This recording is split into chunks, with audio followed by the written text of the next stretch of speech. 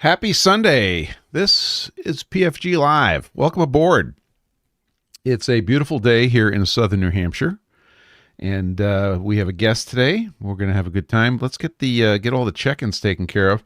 On YouTube Live, we have Carl Tauber, who's reporting 36 degrees and incipient rain in the People's Republic of Rhode Island.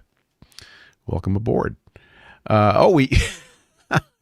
You guys are awesome. We actually have radar from DBX today. That's advanced. Who is reporting White Plains at winds 250 at 18, gusting 27 knots. 230 variable 290, visibility 1 mile in light snow and mist. Broken 2700, overcast 3800, temperature 03, dew point -04. Let's see. I actually gotta go back because you guys have been like cranking out some weather here. WidgetWorks is checking in. A balmy -39 C from our overnight low of -45 C. -49 C, dew point 63% relative humidity in Edmonton, Alberta. Welcome aboard. Warren Jones reporting 34 degrees at the Lebanon Airport. Humidity 52%. And the wind speed is 22, gusting 28. Dew point 18 Fahrenheit. Visibility 10 miles. Let's see. What else we got?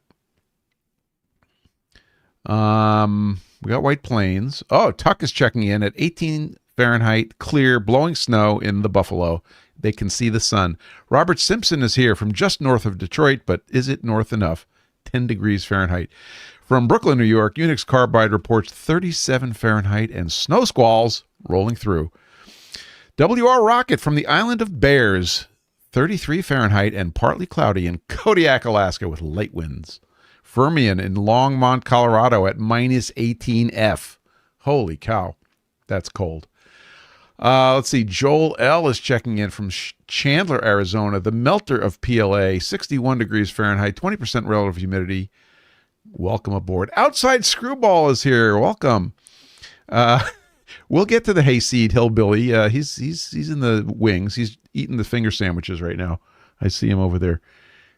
Jeff Lawford from Wasilla, Alaska. Welcome aboard, sir. Partly cloudy, 27 Fahrenheit and light wind, 3 to 4 inches of snow from last night to clean up after the PFG Live. We're not the cause. We're just the effect. Paul Morley is here. 18 Fahrenheit in Dallas. Overnight low of 13. Go Cowboys, Roger. Flat Lappers reporting -10 and 25 miles an hour in North Illinois. Burr. Let's see. Who are we missing? Did we get everybody? Fermion from Longmont, Colorado at -18 F. Wow. So generally, it's pretty cold out there. We are currently in Windham, New Hampshire. It's 37 degrees, which is balmy. 59% relative humidity. But at the Manchester Airport, this is what counts. The winds are 210 at 17, gusting 24 knots, 10-mile visibility, broken at 4,900, broken at 6,000, temperature 04, dew point -07, altimeter 29 or 63. Peak wind was 240 at 29 at 1758 Zulu. Now, I know what you're thinking. You're thinking, why does this matter? Well, it matters because the weather in California is not always the same. So we have a meteorologist that's going to come in and give us the weather report from the middle of nowhere, California. Please welcome Mr. Tom Lipton. Tom, what is the weather right now? The weather where I am is 46 degrees Fahrenheit, patchy fog, and I don't know, wind southwest 3 miles an hour. So that's it. Well, thank you. Dew point 46 degrees. Taunus 100%. Yeah. Is it damp? Taunus Mechanics has checked in from Frankfurt, Germany, reporting -1 C, dry. We'll take it. So hi there. We haven't seen you in a long time, and we miss you. I'm representing today. See, got the. Oh, nice. Thank you. Yes. Yeah. Well worn too. So we put the word out that you were going to be on, and after all the cries of "Do we have to?" we we got some All interesting right. questions. But first of all, we just haven't seen you for a while, so I hope you're doing well. Yeah, I am. And the family's doing well, and Hmm. California is taking care of you, and you haven't Yeah. fallen into the sea. Your No, I haven't. your move So inland was clever. I guess I'll answer the burning question. How come I'm not doing videos? And I, I'm kind of a little bit fed up with the YouTube algorithm, and I'm honestly tired of pandering to it, and for the pittance that they pay the content creators, right? So honestly, the only reason for me really doing it that makes any sense is the nice people like you guys that I meet, and I have a lot of new friends because of my YouTube experience, and but honestly, it's just it's kind of frustrating, and I found myself. I'd go down to the shop, right? And I'd say, "Ooh, I want to film that, right?" And so I'm not going to work on it. I'm going to wait till I feel like filming, right? Well, guess what? I quit working on stuff, right? Because I was like, "Oh, I'll film that, right?" And then I said, "Well, wait a second. That's kind of the wrong deal." So I just started working on stuff and not filming it, and really kind of got back in the groove.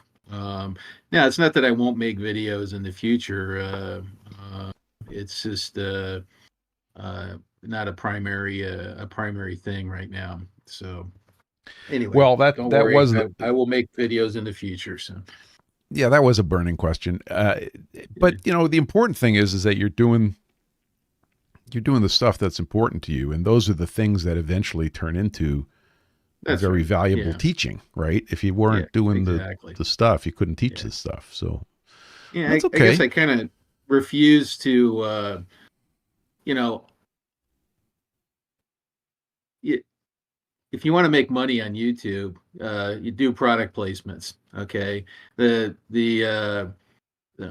these companies will pay you, $300 a spot to mention their product, right? Yeah. Which you can quickly exceed what YouTube pays you for views and all that stuff, right?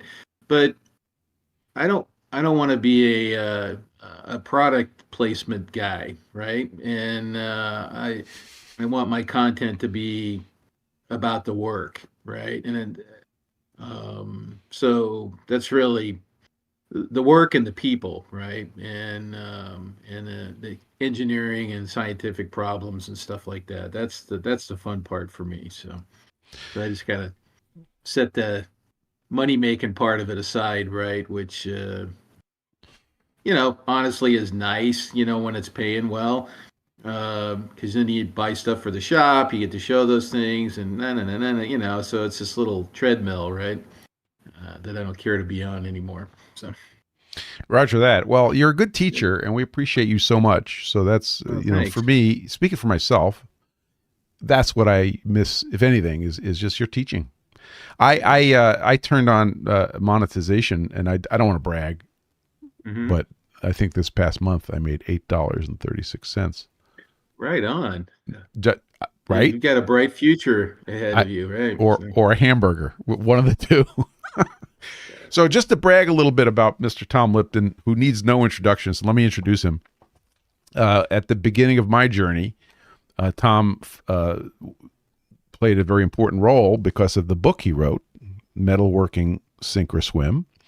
And there I was with my little Shoreline machines trying to figure out what the heck this metalworking stuff was about.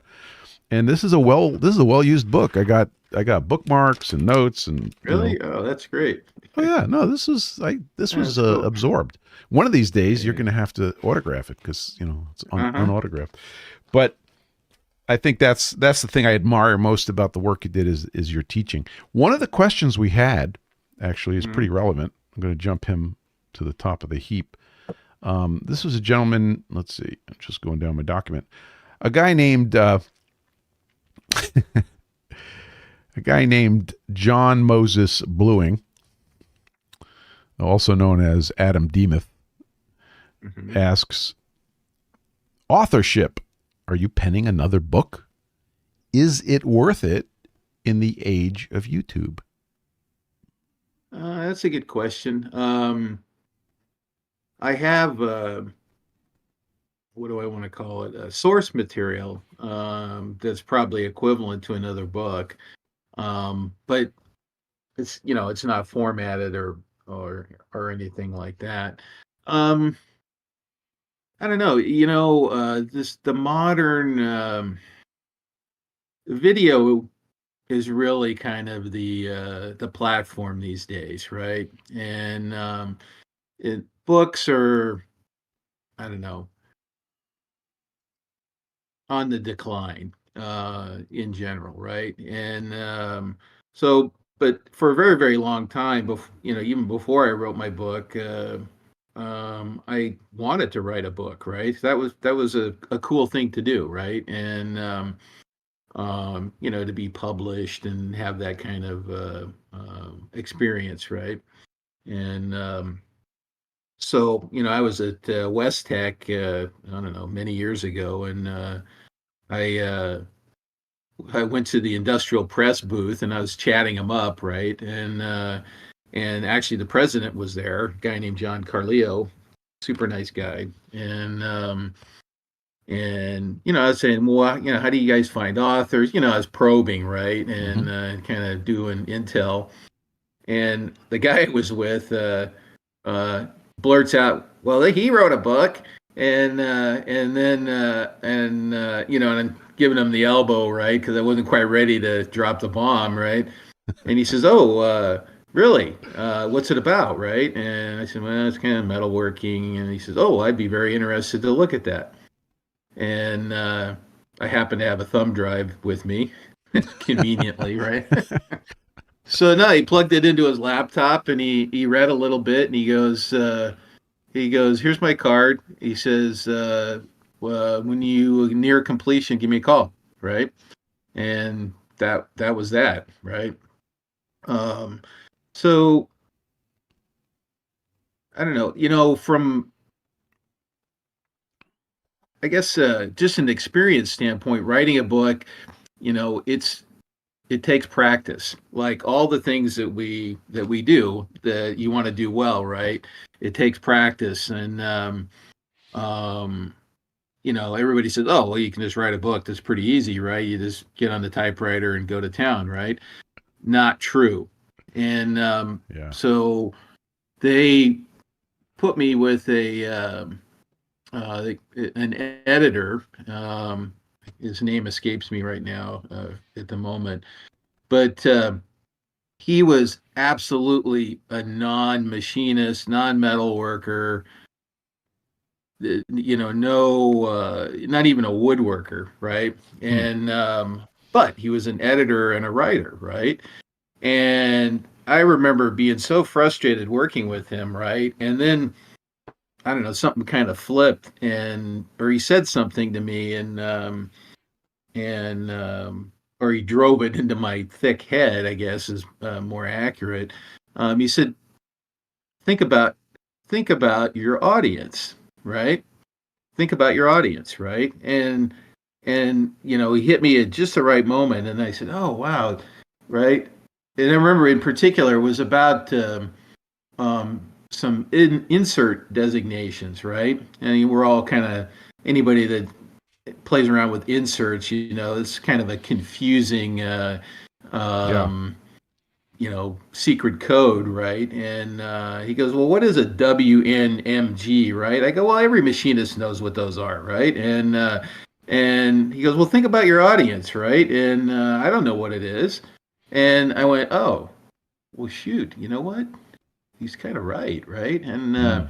so it it helped me a lot to think that way, right? And to think about my audience. So um, yeah, it's a cool exercise, right? But I believe most modern people or people getting into the trades at this moment um, don't learn from books. They learn from kind of watching and listening and then replaying it, and it's really kind of the modern format. And I don't know if any of you guys know, but I had a blog for a while, that I used to, practice writing in, basically, right? And little articles and little, things that were going on at work. And so, if you're interested, it's still sitting there, I remember it. doing nothing, right? And Yeah. but there's definitely some stories and articles in there that if you're a fan, yeah, you might be interested in. So oxtools at blogspot.com, I think, is Cool. the thing. Uh, But oh, go ahead. oh, I was just going to say, Kevin Blodgett put up a chart in the chat that actually shows book um, sales of printed books kind of recovering over the Yeah. last 20 years. So maybe Well, books are coming I, back.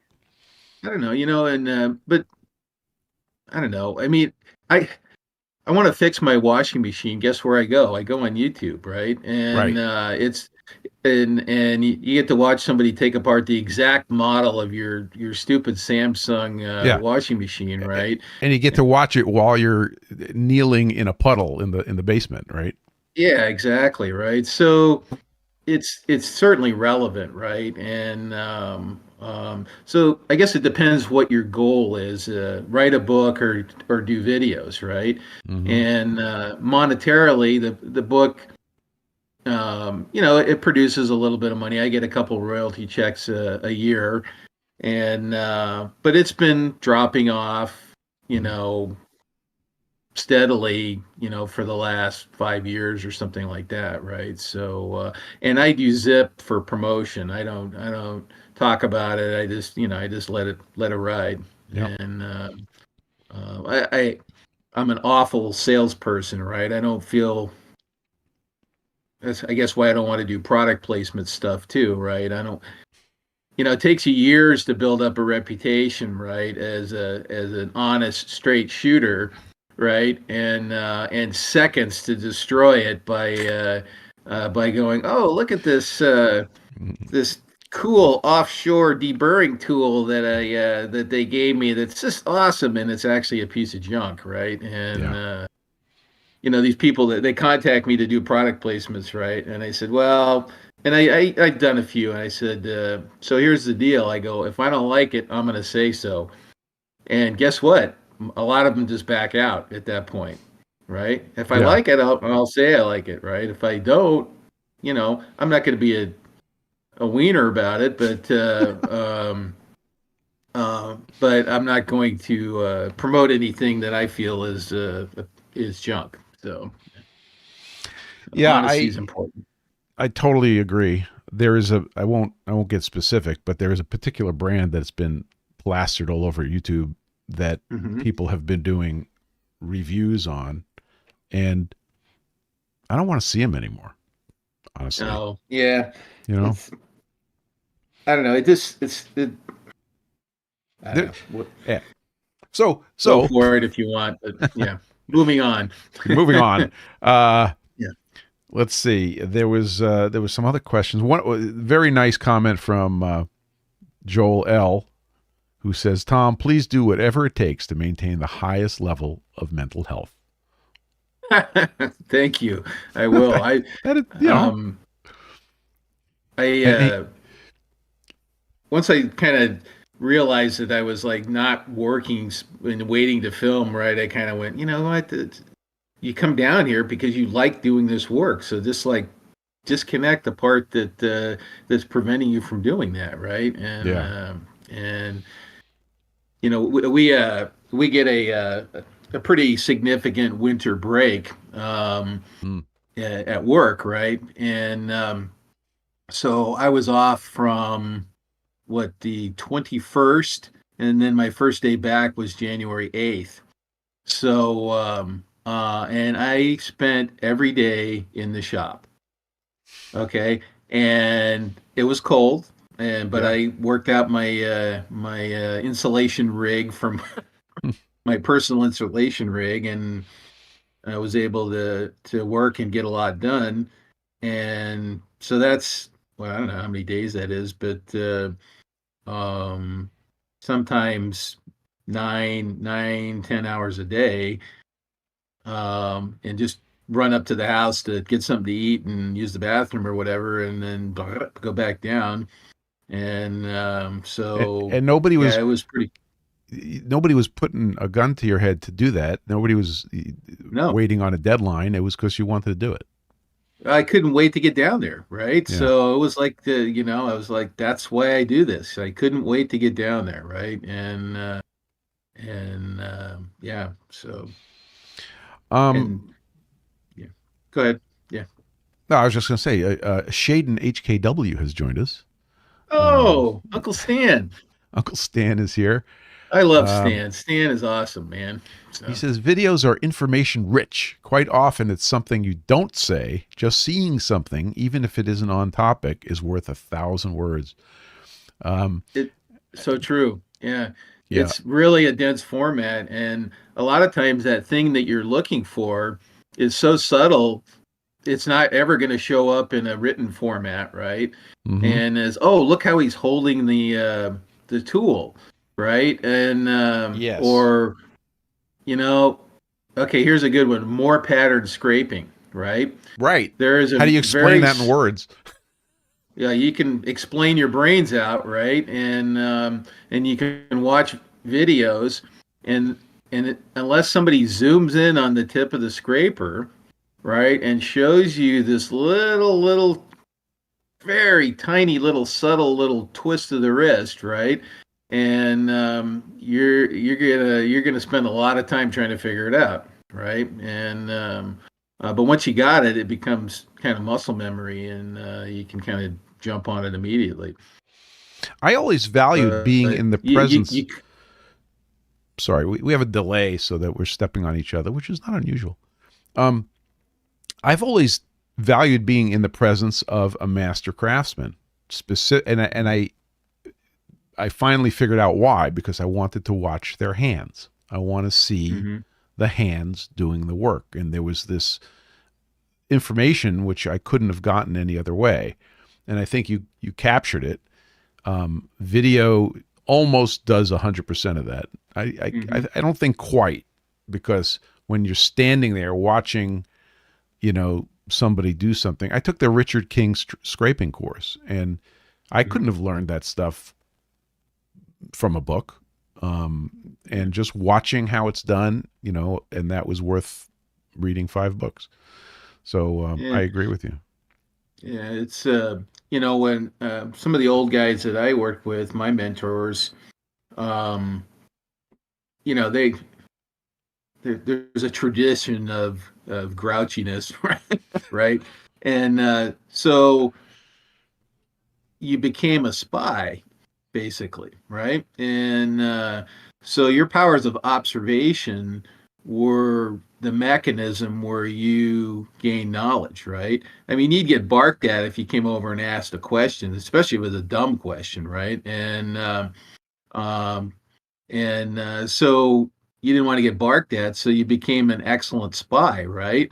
And it's like, well, why is he doing it that way? Oh, now, oh my God, that's great. I love it, right? And boom, now you got a new tool in your toolbox, right? Yeah. So, yeah, some of these things are pretty subtle, right? And I remember when I was young, and you're working like a dog, right? And you're running around the shop, and you're just hauling ants all over the place, right? And these old guys are just moving slow, and they got twice as much work done at the end of the day, right? And you're like, what is going on over there, right? And how did what the guy's barely breaking a sweat, right? And it's like, I'm dead tired, and and then you start to pick up on those little subtleties, right? You're building on your basic knowledge, and you do martial arts, right? Hmm. So all the belts up to black are just to test your worthiness, and then once you get your black belt, right, that's when the learning begins, right? Right. Now, So now you can begin to learn. Exactly. you can begin to learn, or you can Yeah. you're marinated enough that you can appreciate the subtleties and how much you don't know, right? And right. So, Exactly right. Exactly right. Um, so, some of the questions that have come up want to know about yeah, what you've learned from your move. So, you were down yeah, uh, Benicia. in Benicia, and then you moved up Yeah. to what's your new town? The new town is Fiddletown, which is kind of near Jackson, California. So it's Okay, about 100 miles north and east from but where I was. I was you went from near kind of near the coast, right? San Francisco Bay Area, East Right. Bay, up to east of Sacramento, so in the foothills. So so just environmentally, how has that affected you? How do you like it? You're in the trees, in the woods. Oh, it's awesome. So I can go out my front door. I can't see any of my neighbors, and it's super quiet up here. Right? There's no city sounds or, I mean, occasionally, somebody will be running a chainsaw or whatever. Maybe some of my neighbors have a little shooting range or whatever, stuff like that, right? But it's not, in general, it's way quiet and uh, pretty nice. And you're in the forest basically. The kind of oak and pine foothills, kind of stuff. You know, deer and turkeys and foxes and rat, just tons of wildlife. I bought a trail cam that we put up around the property, and I catch pictures pretty much every time of something, right? And so pretty cool that way. So you when last we met our hero, you got electric in, you got the machines Mm-hmm. in. The last thing Yep. I remember that was a major move was the EDM. Um, Yep. So that's in. Stan helped me move that, yeah. and that was probably one of the hardest machines I've ever moved. Um, and the I don't know if anybody here has had to move one of those, but there's the machine proper, which has the structure and the weight and the movement componentry, right? And then there's the control cabinet that's full of 2,000 pounds of electronics, right? And they're connected with about 6,000 cables, right? And Yeah. so when they ship the machine from the factory, the cabinet is disconnected from the machine.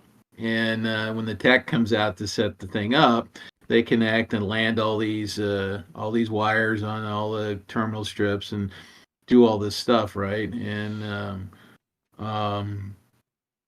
so this is an older machine, 96, something like that, pre 2000. But um, anyway, so when I was looking at moving it, right, I was like, oh my God, I really despise disconnecting all these cables, right? It's just like, holy cow, right? I'm just Yeah. asking for it, right?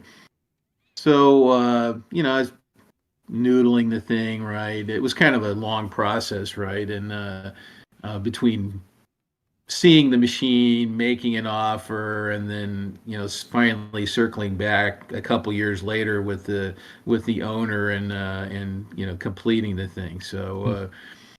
so what I did, I got an idea, and I said, shoot, what I can do here. There was no good way to strap the cabinet to the machine and then kind of move it as a unit, right? Um, but what I did was built a I built a kind of a custom disassemblable skid that I could slip under, and it missed all the feet underneath. And then I jacked this whole skid up, and then attached the cabinet and the machine to the skid. And now it had a kind of a secure base, right? Mm-hmm. And then we Stan and I wheeled it with a pallet jack, right? And at that point. So the overall weight of the machine wasn't that huge, right? But it was just It was big. these separable kind of the Yeah. CNC cabinet and then the machine were kind of floppy together, So Stan says floppy. in the chat, he says moving that was zero fun. Zero fun, yeah. So yeah, I still owe Stan big time, right? He sweated it out with me on that one, so it was that was a tough job. And Kevin Blodgett from wherever he's from, I keep forgetting where Kevin's from. Will you share some EDM video eventually? Something that's oh yeah, difficult to find on YouTube. yeah, that's a good point. You're right. There isn't much, and there's some homebrew EDMs, and there's a few little videos, but there's not a lot of substance there and a lot of depth. It hasn't been a priority for me to get the machine up and running. In fact, there's a fair amount of expense.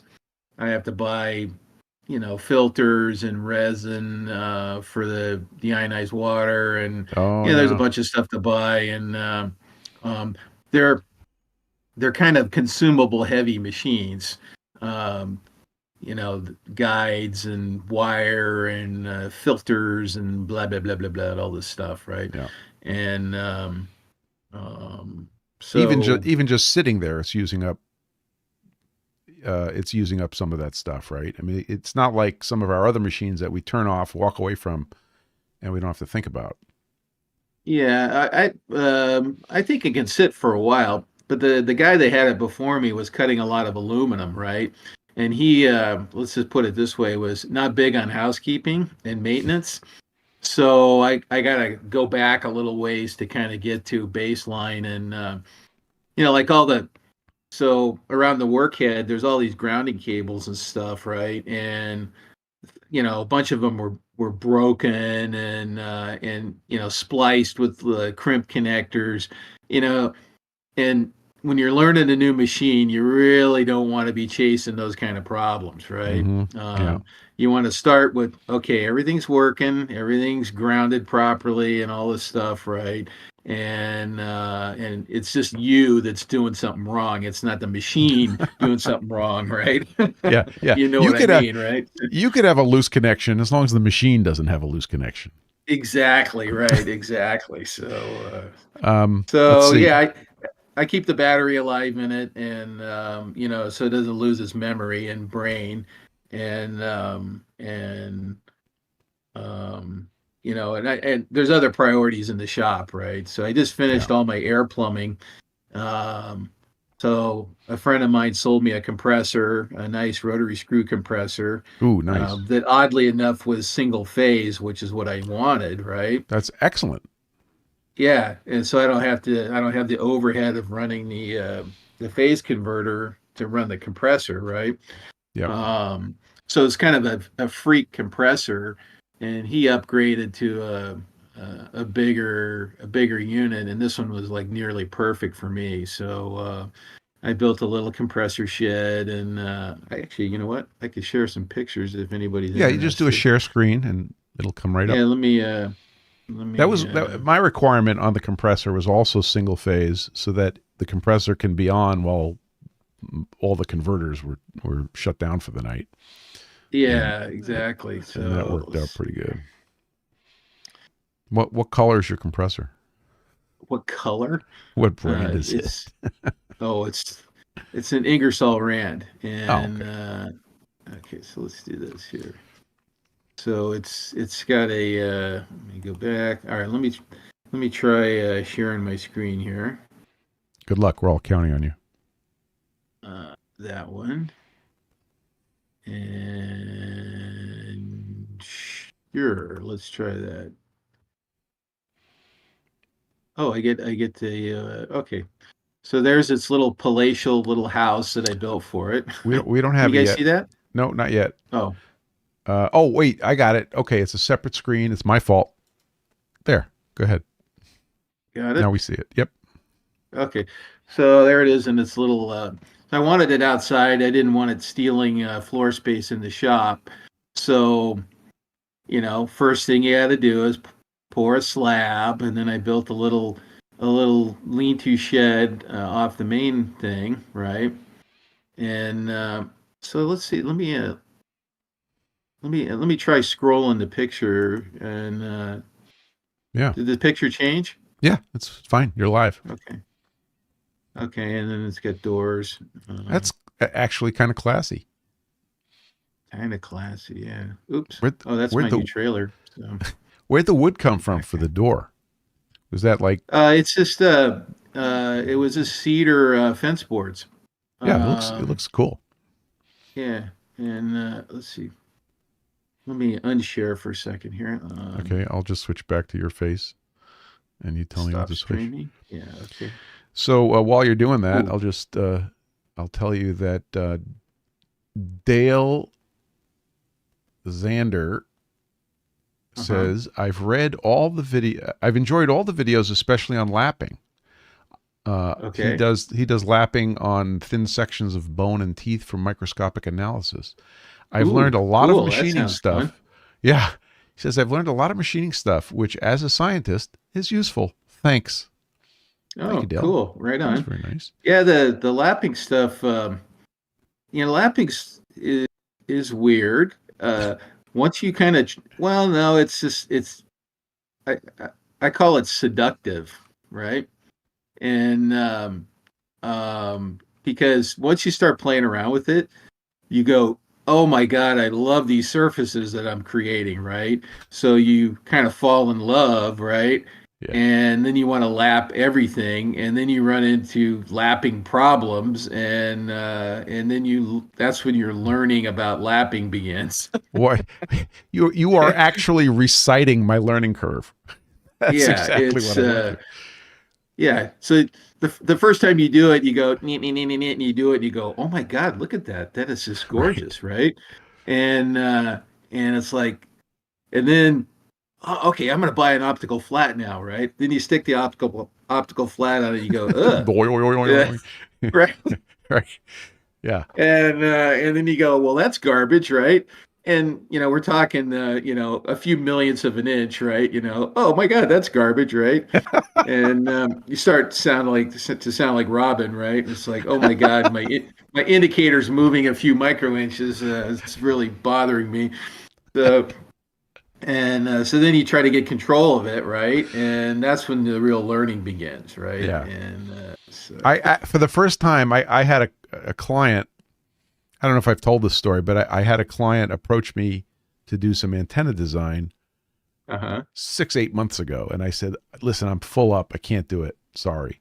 And then, like 4 months ago, the same client approaches Kinetic Precision because they need help with making something flat, and they saw the PFG Stones, and they didn't realize they were talking to the same person twice. So I call them up. I say, "Okay, the universe is trying to tell me something," and they needed, these neodymium magnets. I said magnet. Yep. That's going to get you excited. So they needed one of those faces lapped, like Uh-huh. optical flat.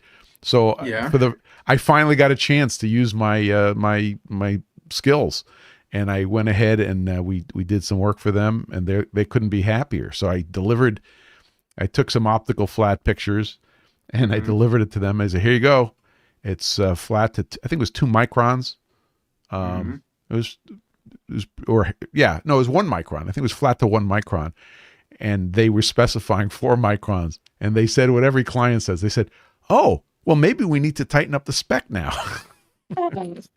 Right. Yeah, thanks. So, So, under that heading, somebody asked a question. Let me find it. Yeah, Tuck's Garage, who's in the Discord. He said, "How do you figure out, quote, good enough, close quote, tolerance? How do you figure out good enough tolerance?" well, so lapping is one of those diseases that your standards change. So you start lapping, right? And you can pretty easily get a micron, right, on a flat surface, right? That's like rough, right? And then you go, oh well, then you get an optical flat. You go, I hate these curvy lines, even though the part may be perfectly fine, right? As is. So this is what I mean. Your standards start shifting, right? And then you want to see what the limit is, right? And um, but tolerances are are meant to be used, and so if an engineer or a designer has done their job properly, right? Um, they have done analysis and calculations or whatever's necessary so that the parts function as designed, right? And now when we shift to the manufacturing side, right, we are allowed to use those tolerances, right?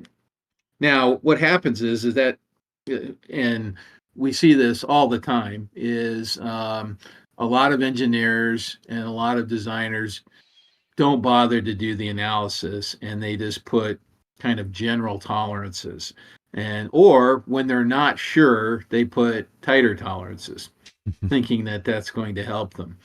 So the a really good example is how Toyota builds cars, right? Um, they build precision assemblies from non-precise parts, right? And um, ideally, your parts are made to. I'm just going to use the word loose, even though that's kind of relative to the part, right? The loosest tolerances that you can make parts to build the best assemblies, right?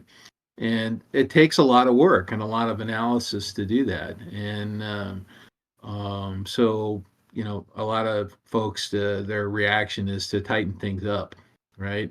And but that isn't always the answer. So that's a whole can of worms, right? And this is what manufacturing engineers are supposed to do, right? Is Right. to analyze. Every process has a what I would call a sweet zone in for tolerancing, right? So a drill press, for example, has some tolerance band that it's capable of operating in, right? And consistently, right? Mm-hmm. And we're not talking about extraordinary effort. We're talking about Joe, vanilla average kind of performance, right? And then, so if you need a little bit better than the drill press, you can go on a Bridgeport, right?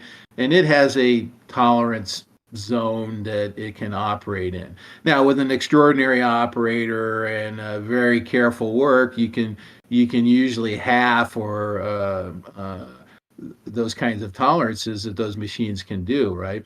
But that isn't the idea in manufacturing. The idea is to work in the sweet zone, right? And and then you move to maybe surface grinding, right? And so there's a sweet zone in surface grinding, right? That the machine can do all day long, regardless of kind of thermal problems and things like that, right? And with good operators, once again, you can extend these tolerances much further, right? So you've gone. Um, You said drill press, um, Bridgeport, Bridgeport. surface grinder. So Hmm. just to frame this, we're talking 10 thousandths of an inch ish, 1,000th of an inch ish, a 10,000th of an inch ish type tolerances as being kind of all day long.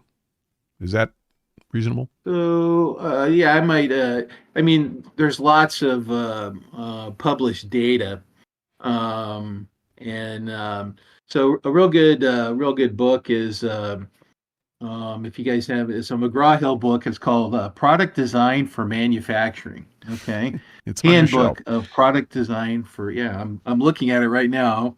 So like, and the author is Bralia, Bralia. And this is an excellent book. And and I'm looking at like a whole bunch of post-it notes on different pages, right? But basically, it'll kind of spell out the kind of sweet zones in one section of the book, right? And talk about um, um, you know, these tolerance bands that these different processes can handle, right? And so, if you need tighter, you move to honing, and you move to lapping, and you move to diamond grinding. There's lots of room to move around, right? Okay, but each one of those has um, costs associated with it, right? Mm-hmm. Lapping is a very slow process, right? So you don't want to use it unless you need it, right? Mm-hmm. Um, and grinding is slower than milling, right? And by a lot, okay? Yeah. And so that's what good engineers do is they Mm. understand the capabilities of these processes, right? And I mean, it's fine if you need micro inches, right? Hey, if you make gauge blocks, you can't, get away from that. But they don't start on a lapping machine on a gauge block, right? It starts on a saw. Yeah. It starts on a saw where they saw the blank of material off, and guess what? They leave it long, and they work in that tolerance. Okay, so that's the saw can cut it to a 16th, right? And then they rough machine it on the mill to I don't know, probably 20 thou or something like that. Or no, maybe probably 30. And then they heat treat it, and then they rough grind it, right? To within 5 thou or something like that. Who knows? Yep. And then it goes to the lapping, right? And then there's rough lapping and intermediate lapping and then final lapping, right? And excuse me, a poop ton of of inspection and metrology. Because if you can't measure what you're doing and keep track of what you're doing, then you're not doing anything. So your measuring is in lockstep with your manufacturing, right? So So I have our next T-shirt. It you says do. What's that? It says even gauge blocks start on a saw. That's right. They do. They do, right? And So I did a little experiment.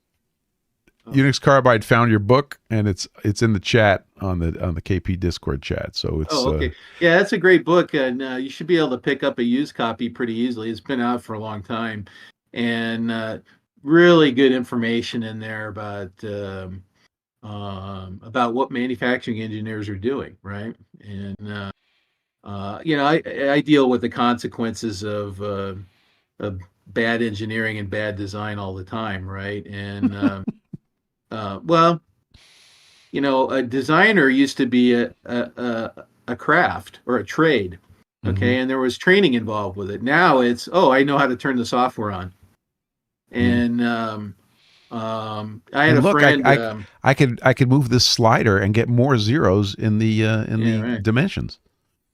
So a friend of mine, he's a mechanical engineer. He's got his own shop. He builds medical devices and things like that. And but I would call him old school and new school, right? So he he got into CNC stuff, and so he's in the modern age, but he was hatched in the Stone Age like me, right? And well, a lot of guys my age never graduated to CAD or CNC stuff, right? They kind of said, "Screw that, that's for the young punks," right? And they never kind of went there. Mm-hmm. And but uh, I found the utility of using CAD programs and that, and it just became another tool, right? The same with CNC, right? Hey, I can do some of these things that are very difficult to do manually. I can do them on the CNC, and it's much better, and yada yada yada, right? So to me, it's a tool, and I want to be able to use it. But this, getting back to the point here, this friend of mine, one of his first jobs was a drawing checker, right? Okay, now a lot of us go, oh, a drawing checker, that's this lowly, pencil neck job, right? that they give the kids and or the people that are malcontents or poor performers. They make them drawing checkers because it's a crap job, right? That is a serious job if you do it the way you're supposed to do it, Mm-hmm. right? So Spencer gives me a drawing for a part and he says, I want you to check this, right? And I'm like, okay. So I look at the part and it's just a part. It's a single part. So now I'm like, okay, where's the piece that fits in this notch? Where's the pin that goes in this hole? Where's the fastener that's going in this threaded hole, right? I have to look at all that stuff in context now, right? If I'm to check this part properly for function, right? So now I look at your pin drawing and I go, wow, you got a hardened and ground dowel pin, 1/8 inch that's 0.12515 in diameter, and you got this hole. Wow, you got a 2000s press fit on this thing. What are you doing here? Right? And so I put a red line through it and I kick it back to you, right? Because it's wrong, right? Or you need to explain to me why you need a 2000s press fit between this pin and this part, right? Well, that's the job of the drawing checker. He's looking at that stuff, right? Mm-hmm. And assuring that the part is correct and it's going to function and the tolerances are right for all the stuff. So it's actually like a really serious job, right? But it's treated as this mundane, I don't know. It's not treated very seriously But in modern times. I don't I think would so. argue that if the engineers who are creating the part drawings did 100% job on their part, that the drawing checker would be drinking coffee most of the day, right? Well, that's not true because Okay. it's then how come screwed up stuff still makes it to the shop? That would be my counter to that. Okay, Fair enough. and because they haven't done their job Yeah. all the way through, right? And it's nearly impossible. That's why you have checkers to catch Yeah. these things. Yeah. They're not to they're not to poke or what do I want to say? They're not making the life difficult for the engineers. They're making No, it. it's to catch mistakes, right? Yeah. That's what it's for, right? It's like a lot of people have an adversarial relationship with the part inspector, right? This person is your best friend. It makes you do better work. It makes you understand your work better, right? That's what I mean. That measuring and manufacturing are in lockstep, right? And if you can't measure your work, then you don't know what you're doing. Mm. And so the inspector is your best friend, and he will catch mistakes or tell you where you are, right? And so if engineers were doing their job 100%, we wouldn't need CMMs and drawing checkers, right? So and Yeah. inspectors, because but that's not the reality of it. So I concur that we're in the world of electronic schematics, which is usually what I'm looking at during the A job. The same thing has happened in that here's the schematic. It's all electronic. It's on. I did it in, name the tool. But what was lost, because when I started in electrical engineering, the schematic also told the story. It told the story of what's going on here and why is it going on here. And here's these notes that say, this is why this voltage is important. And all of that, I hate if I can paint with a broad brush, that stuff is gone. I see every schematic I've seen in the last 20 years, 15 years, has been like bland. Like, here's a schematic, blah. Like, no notes, no explanation, no, this is why we're doing what we're doing. So, yeah, I think it. I Yeah, think it's an old school skill that needs to still be there. yeah, it is. It's I don't know. I don't know. It's I I have to. We have a lot of engineers and designers. They love modeling and creating these huge models, and they're beautiful and they look really cool. But they all hate making drawings, right? And to me, I always liked making drawings because that was where you had some creative space to to show these parts and dimension them in a way that was meaningful and with the proper design intent and with an eye on how they were going to be manufactured, right? And so now everybody's, oh well, just send the model to the shop, right? Right. And a lot of stuff does not cross that interface very well, like some of the stuff that you were mentioning, the whole story of the or the design intent of a particular part, right? Mm-hmm.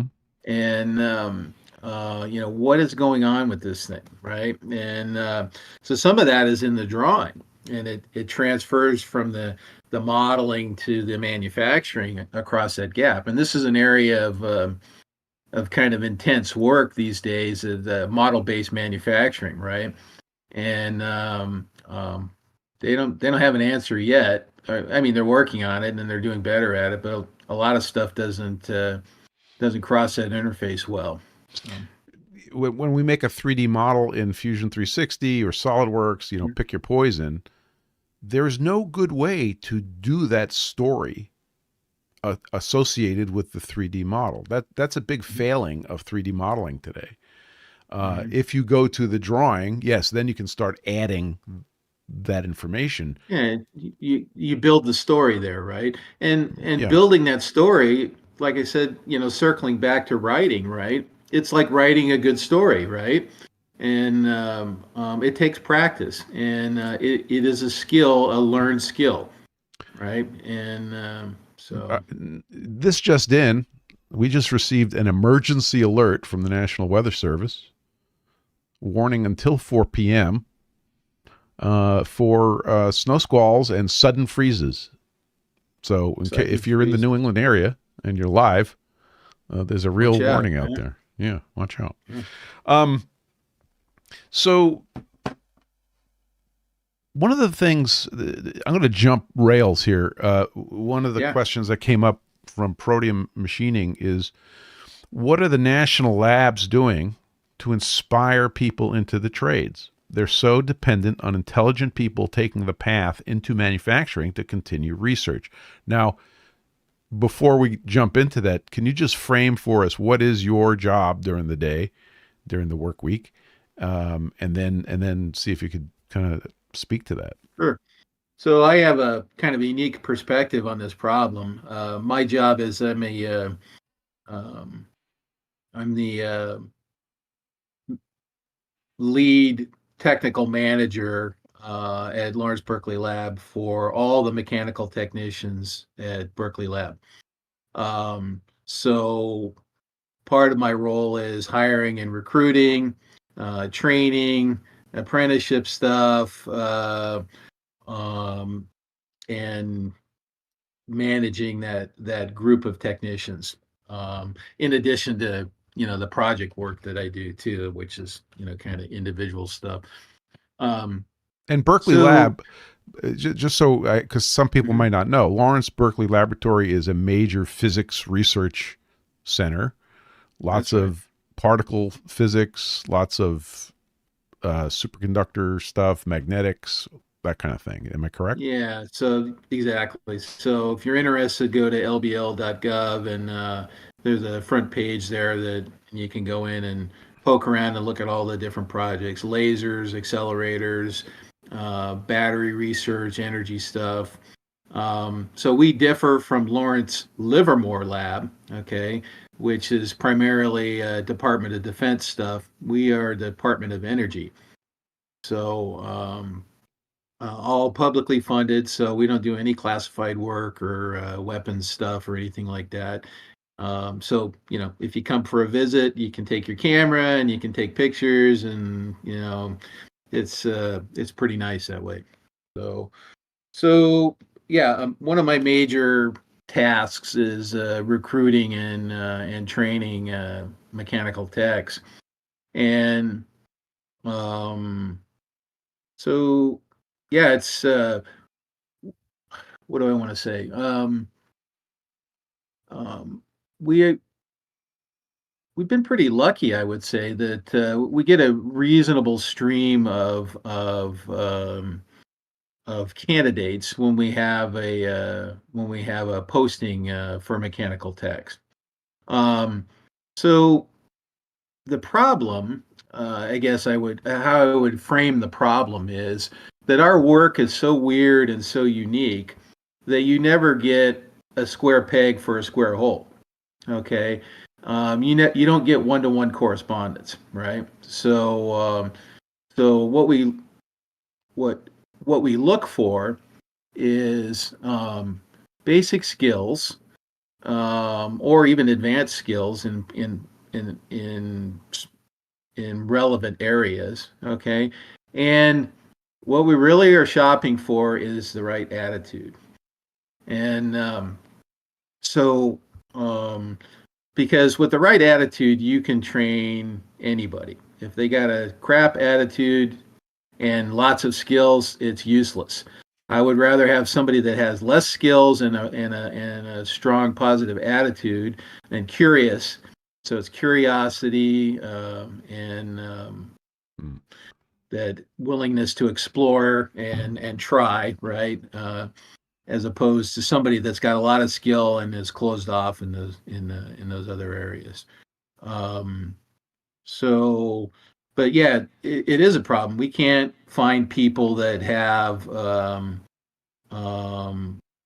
that are ticking more than one or maybe two of our criteria boxes, right? For special stuff. So the bottom line is you have to um, embrace training. Okay, so if you can't find the people that you need, you have to make the people that you need. Mhm. Okay, and so that's the kind of the current focus is find the right attitude and show them how to do the work. And so it's there's lots of challenges. But So you buried the lead in that you're not struggling to find people. You're finding a sufficiency of people for the needs you have at the labs. You're just describing the ones that you open the door yeah, for. So that's sure. I surprising mean, to me. I thought you were going to come in here and say, "Yeah, we can't find anybody. Schools are turning out, people that can't do the work." But what you're saying is you've been finding pretty good people. yeah. So over the last couple of years, it's been a major focus of ours. A lot of our scientific programs have been expanding, so we've had to find people, right? Um, and the other thing that's changed a little bit too is the money part of it. So I would say that from my where I sit, some of the salary constraints that I faced in the past have been eliminated. So um, so we've been beating on our employee labor relations and HR departments and salary and compensation folks, going. Listen, we are competing with the San Francisco Bay Area for technical resources. Yeah. Get out of my way. Yeah. So I can't find the people that I want for $22 an hour, right? I got to pay them $38 an hour for a couple of years experience, and they're still going to get trained, right? They're not coming, they come in and they can do a few things, right? But to do the higher function kinds of things, they're going to be there for a couple of years learning, right? So once we kind of smashed some of those, I don't know, I would call them impediments, right? Yeah. It opens the door a little bit, right? And you know, when somebody comes in and you go, yeah, we want to offer you a job. Here's our offer. $27 an hour, and they go, I'm making 38 already, right? Why would I want to do that, right? Yeah. And we're like, okay, well, thanks, and so So that's improved now. we, It's yeah, heading in we the right went through a direction. major recalibration. Um, Good word. some of the they use industry data, right? And some of their Yeah. data was pretty stale.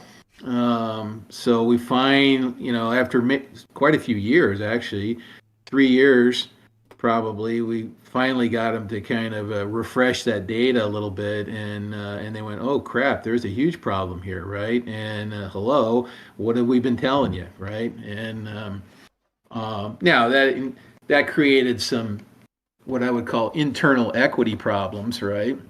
That we had to address too, right? So you have incumbents that were hired at the $22 level, and they're getting their 3-4% or whatever a year or whatever increments, right? And now, so hey Spencer, you've been here for 8 years and you're up to 27, and oh, hey, just hired this new guy that you're training and he's making 35, right? Oh, wait a second, that doesn't sit too well, right? So we dealt with that. We dealt with that, and now we're, I would say, in a much better place. We've corrected some of the you know the government wage tiers and structures um, kind of naturally retard the system a little bit, right? So, if you want to get rich, don't work for the government, right? Work for private industry. But it's called deferred benefit for a reason, right? Because you get it when you retire and you come out the back door, right? Yep. And so you get a nice retirement package or whatever. But um, anyway, so we corrected some of these things, and so it's better. It's better than it was. And So I'm listening to your story from 20,000 feet up. You when you have nothing else to do, you run to the shop to work with your hands, and now you're going to work and you're dealing with all of these issues that have to do with remuneration and people and hiring, and has it become a different world for you in the last 10 years? oh yeah, definitely. When I started out, I started as a technical supervisor, and they said, my boss at the time said, Tom, and he's an Austrian guy, right? He goes, Tom, your responsibility is every nut, bolt, washer, and O-ring on this accelerator. Do not fail. And so it was like, oh, okay. And let the learning begin, right? Um, so at the time I was hired, they got some of this. They got this Obama money. This, what do they call it? The recovery blah blah something money, right? Anyway, when Obama came into office, they cut loose with the purse strings and gave the Office of Science a bunch of money to hand out for different projects, shovel ready projects, right? And we were one of them. And so basically I got a crash course in accelerator technology, and then in the middle of the project, the same boss comes into my office and he says, "Oh, by the way, Tom, I'm leaving.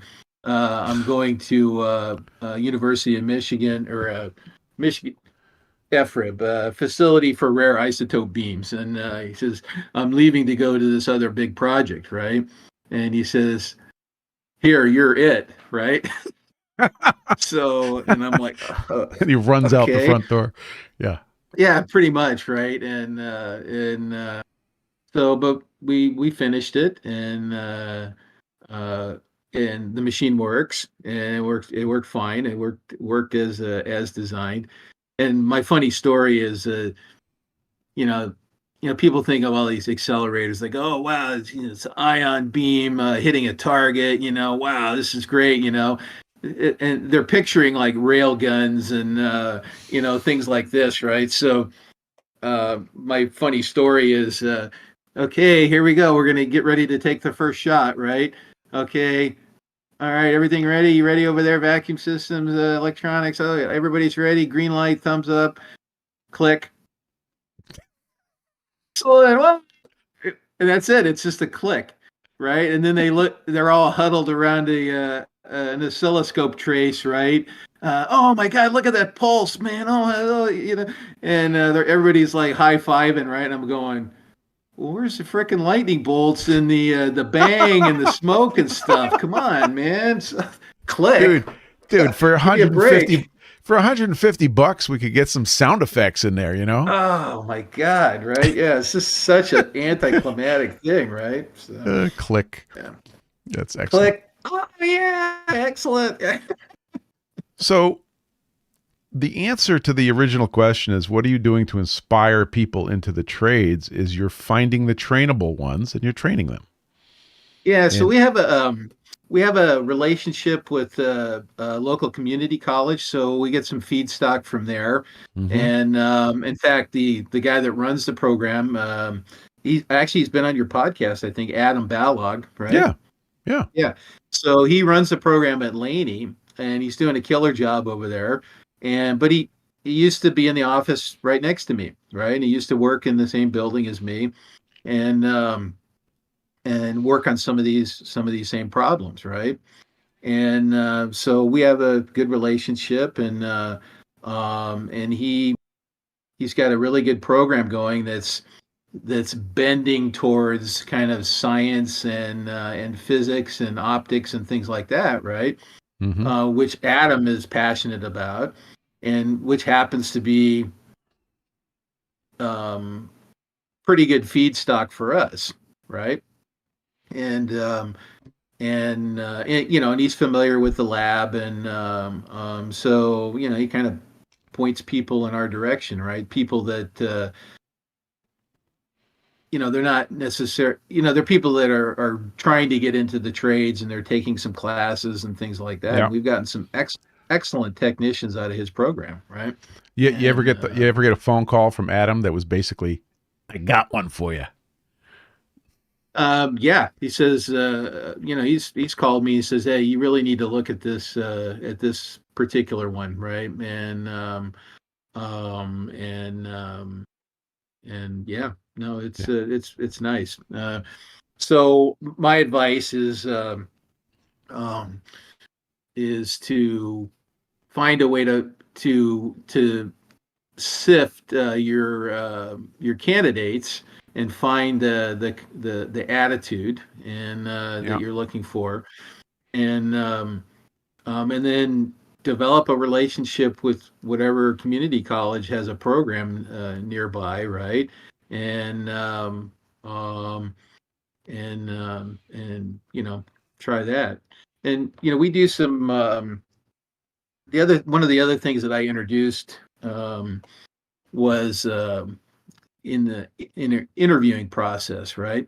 Um, was a kind of a change in how we do that, right? It used to be, you know, I talk about this, like writing is a learned skill, machining and engineering is a learned skill. So is interviewing, right? So you might think you're a good interviewer, but I doubt it. Okay.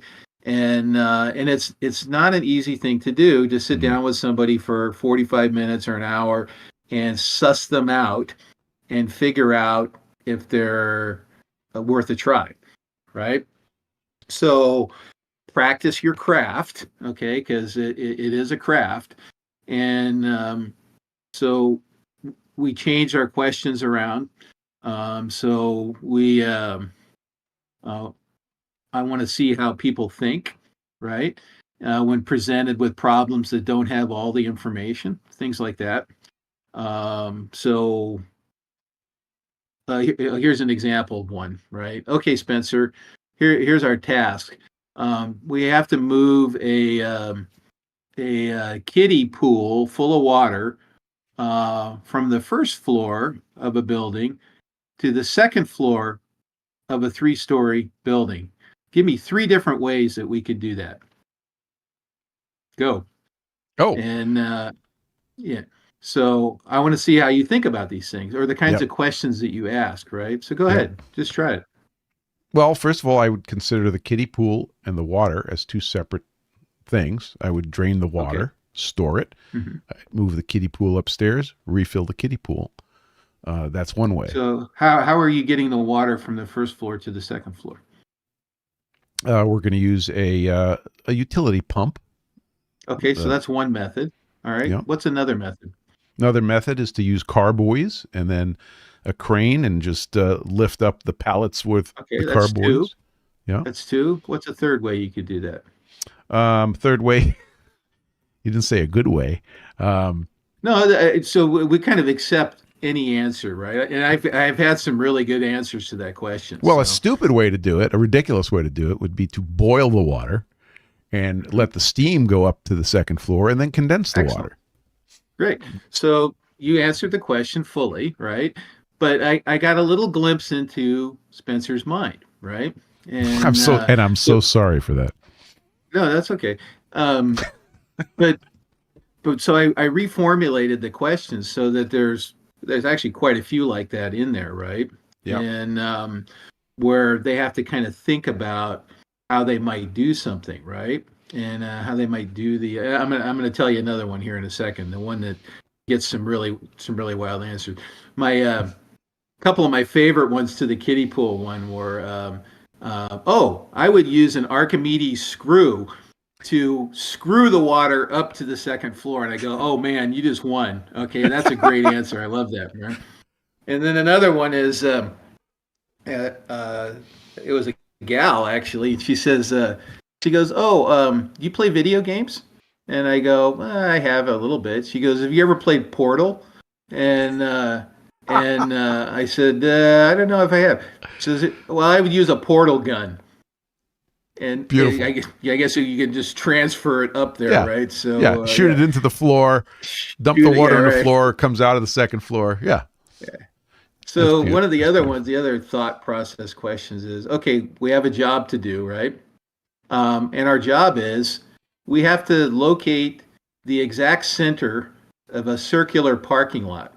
Okay, we're going to put a flagpole there. All right. Now, the only tool that we have to do the job is a tape measure.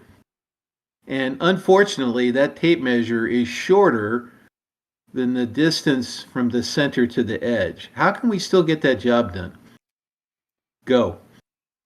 I would draw a cord at the maximum length that would establish one line, and then I would rotate up two equilateral sides. Now I have a pointer toward the center of the circle. Um, Okay. How I many might times have would an you do that? I would do that 3 times, and then I would get Mm-hmm. an error triangle in the middle. So I would then Great. go to the center of that error triangle. By that time, it's small enough that my tape measure is plenty big, Great. and I. Excellent answer. Yeah. So But of course, so those are yeah, that go comes ahead. from machining, right? That comes from Yep. layout. Right. Now, so those are a couple of examples of questions where um, they have to kind of put the problem together in their head, right, and think about it, right, and you get some pretty crazy answers, right, Mm. and it exposes, I would use a dewatering pump, and or I just fill up buckets and I walk up the stairs, right, and so and then you get blank stares too, right? You Really? get well, I don't know. Um, next question, please. Right? And okay. and so kind of an unwillingness to even try, right? Mm. And and then un, so those are kind of warning signs for me, right? When they're not willing to even try, right? And so anyway, so we changed the questions around a little bit, and then the other thing we do, um, and we kind of stopped during COVID because we went to all these Zoom interviews, right? And Mm. which makes it even more difficult. But I built a little device I call the Busy Box, and what this is it's to test for manual dexterity. So it's a box that's got about 6 or 8 different little mechanical tasks that you can do, that I get to watch you work. I get to see how clumsy you are, or not clumsy, or how careful, and how you follow instructions, and whether you have attention to detail. So I get some insight into that, and so one of the exercises in the thing is, there's a little tray that's full of different screws, right? Just machine screws. But the machine screws were very, very carefully selected, between metric and imperial, to have very subtle differences in how they look. And so the job is, I want you to separate these into these individual little pockets, and into like screws, right? All the same screws in each pocket, right? And oh, by the way, this is an attention to detail exercise. Okay, so heads up, and they go at it, and so it's uh, it's interesting, to watch these things, right? So, but That's the you gain that's the some in valuable insight. that's the inverse of what we were talking about before, watching the master's hands. Now the master is watching the novice's hands to see what they're doing. That's right. That's interesting. Yeah, that's right. And you gain some excellent insight into, um, in this limited amount of time that you have with this person, right? And so you're trying to maximize your data, right, for this limited amount of time, and it's been very helpful. So Pretty anyway, cool. that's my answer on how we find people. Well, So, it's going to take a couple hours for me to calm down from the interview here because I was a little intimidated. I'm not going to lie. Like, go. yeah, well, I didn't even give you the hard one, so Well, maybe another day I'll show up yeah, on your doorstep and we'll do that. Well, yeah. let's see. Okay, here's a question from Tuck's Garage. He says, "Why are you so amazing?" Why? Oh, so first off, I am not amazing. Okay, so I encounter people all the time that make me feel puny. And so, I talk about attitude, right? And you need to be a lifelong student, right? And I will guarantee you, the older you get, the more you will realize how little you know. And because you encounter people that are smarter and better than you. And that's the best thing that you can do, is hang out with people that are smarter and richer and faster than you, right? You want to learn how to ride a motorcycle fast, chase somebody that's faster than you, okay? And you want to learn how to machine really good, hang out with people that have been doing it a really long time, right? And observe them, right? You want to get rich, hang out with rich people, and they will show you how it's done.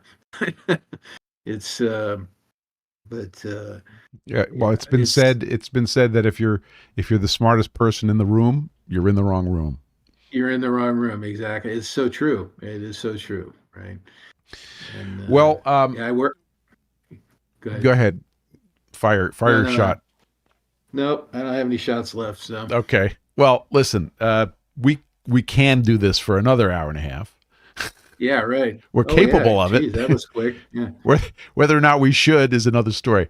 We hit most of the questions. I know some people wanted to hear more about moving the heavy machines into the new shop. We could do that another day. But you really hit some stuff that we've never really got into before, and I appreciate it.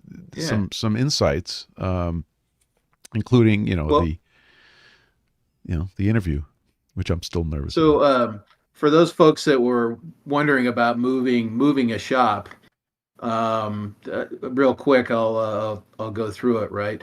So when I looked at my shop and said, okay, I got to move my shop, um, yikes. That Yeah. was my first reaction. The second thing was I said, okay, how long is this going to take? Right. And so I put my little project manager hat on and said, how long practically is this going to take? Right. So my first estimate was 1 month. And I said, okay, that's a reasonable amount of time uh, to pack all the stuff up, and then you're gonna, you know, and then you're gonna have to move it, right? So my first pass was I was gonna need some riggers to help me, right? And now at the time that I was trying to move my shop, um, the a lot of these riggers were booked up for long periods, and I ran into some weather problems, right? And a lot of these riggers don't want to move machines and whatnot in the rain, right? And I kind of don't want them to move machines in the rain either, right? So my 1 month turned into 3 months, and so if you have a shop that's 2 to 3,000 square feet, figure it's going to take you 3 months to get it done, and unless you got a lot of money, and you can just like say, "Hey, move my shop," Yeah. Write the check. and write the check, right? So, but most of us are not kind of in that position, and ultimately, my friends saved my ass, and they showed up with trucks and trailers and strong backs, and and helped out. And then when I moved, it was actually three moves in one. So we had Hmm. my wife had she's an artist. She had a separate studio.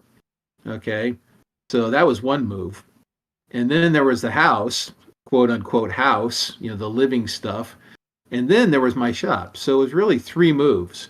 So I guess I could say it was 1 month per move, right? So Yeah. Yeah. That was, yeah, I remember and when it was happening. That was quite the mission. oh And it yeah, was, it was brutal.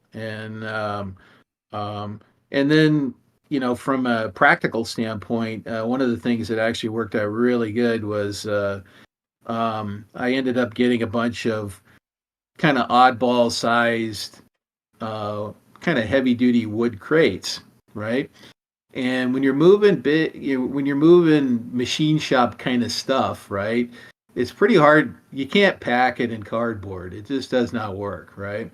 So, but if you have a sturdy box like a wood crate, you can stack several thousand pounds of stuff hmm, and nestle it all in there so that it doesn't move around. And now you can move it with a pallet jack or a forklift or whatever, right? And you don't have to like individually swath each piece in a million pieces of paper and foam and whatnot.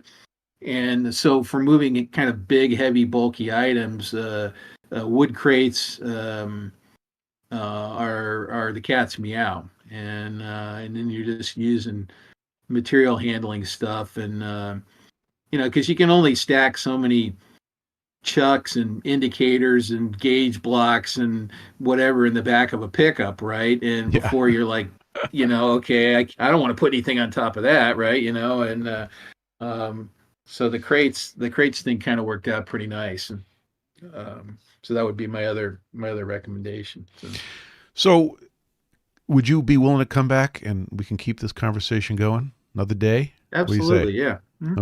Okay. Yeah. So, I want to say thank you very much for taking the Mhm. time. This was awesome. Yeah. I feel like Yeah. everybody feels caught up with you now and understand where you're Oh, coming from, and that's good. And we're happy that you're actually healthy and doing the right things. yeah. And So we're going to wrap it up here, guys. I appreciate Tom. I appreciate everybody who is in here live. When we click off, we will continue this in the after show channel on the Discord server. Well, that's traditionally when I do the editing for the audio podcast and push it up. Everybody on YouTube, thank you very much. Don't forget to somebody's going to remind me to say this: like and subscribe.